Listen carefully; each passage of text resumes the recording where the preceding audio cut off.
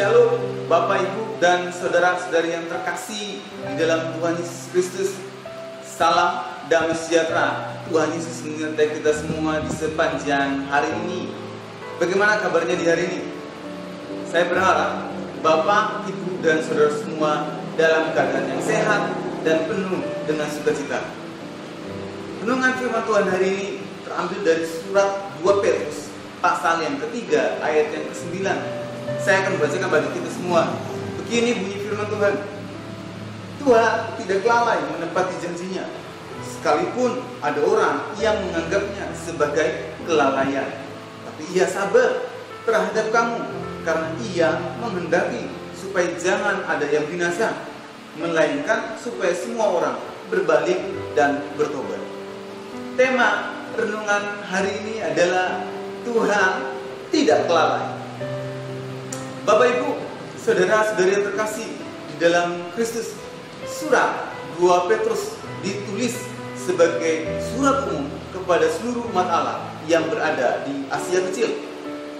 Petrus menulis surat ini untuk mengingatkan orang-orang Kristen tentang ajaran-ajaran dasar yang telah mereka terima.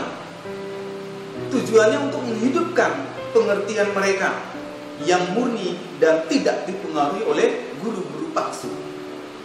Oleh sebab itu, Petrus mengingatkan kepada jemaat-jemaat di Asia Kecil, jangan lupa bahwa Tuhan akan kembali dan janji kedatangannya akan ditepati.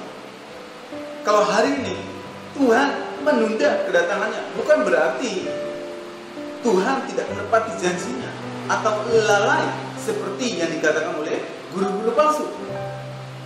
Petrus menjelaskan kepada jemaat di Asia Kecil bahwa alasan Tuhan menunda kedatangannya karena karakter Allah yang panjang sabar, yang memberi kesempatan untuk semua orang dapat bertobat, berbalik dari tingkah laku mereka yang jahat, memperoleh keselamatan di dalam Kristus dan tidak mengalami hukumannya. Inilah alasan mengapa Petrus mengatakan bahwa Tuhan tidak lalai menepati janjinya, tetapi menunda kedatangannya karena belas kasihan. Apa benang merah yang dapat kita pelajari dari renungan hari ini? Benang merahnya adalah Tuhan tidak pernah lalai. Tuhan selalu menepati janji-janjinya. Yang wajib kita ingat sebagai orang percaya dari renungan hari ini adalah jangan hanya mengingat janji Tuhan untuk kepentingan diri kita sendiri tanpa mempedulikan orang-orang di sekeliling kita. Seringkali kita terlalu fokus pemenuhan janji Tuhan hanya sebatas kepentingan diri kita sendiri dan sanak keluarga kita saja. Maka tidak heran banyak orang-orang Kristen hari-hari ini egois, mementingkan dirinya sendiri, dan selalu menyalahkan Tuhan untuk semua keadaan buruk yang menimpa dirinya. Maka tidak heran seringkali kita sengaja melupakan pemenuhan janji Tuhan di dalam hidup kita untuk memberkati banyak orang.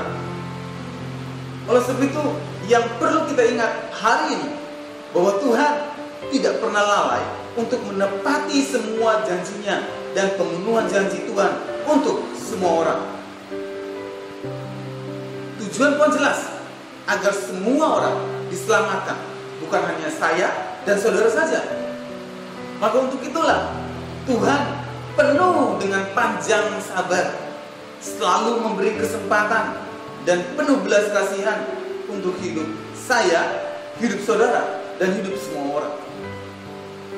Ingatlah akan hal ini, bahwa kedatangan Tuhan Yesus adalah dorongan untuk hidup saya dan saudara agar kita hidup benar sebagai orang Kristen dan memakai kesempatan yang diberikan bagi kita untuk menolong orang lain mengenal Kristus. Mari tundukkan kepala, kita berdoa. Tuhan Yesus, kami mengucap syukur melalui renungan hari ini bahwa Firman berkata, Engkau Allah, Engkau Tuhan yang tidak pernah lalai dan Engkau Allah yang selalu menepati setiap janji-Mu.